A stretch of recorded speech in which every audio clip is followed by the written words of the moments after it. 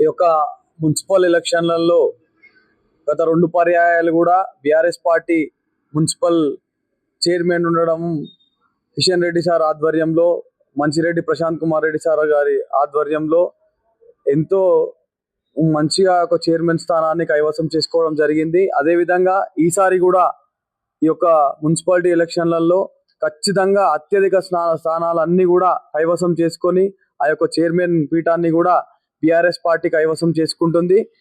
ఈ యొక్క పార్టీ కార్యకర్తలు అందరూ కూడా సముచితంగా ఉన్నారు. అందరూ కూడా బీఆర్ఎస్ వైపే చూస్తున్నారు. ఎవరు కూడా ఆ యొక్క దిక్కుమాలిన కాంగ్రెస్ ని ఎవరు కూడా నమ్మడం లేదు. ఆ యొక్క దిక్కుమాలిన కాంగ్రెస్ ని నమ్మడం లేదు. ఆ యొక్క ఎమ్మెల్యే చేసే అరాచకాలను కూడా ఎవ్వరు కూడా నమ్మడం లేదు. కాబట్టి ఈ యొక్క మున్సిపాలిటీ ఎలక్షన్ లో ఖచ్చితంగా బీఆర్ఎస్ పార్టీ ఎన్నైతే కౌన్సిలర్ సీట్లు ఉంటాయో ఆ అన్ని 24 వార్డులు కూడా 100% బీఆర్ఎస్ పార్టీ కైవసం చేసుకుంటుందని మనం చేస్తున్నాం.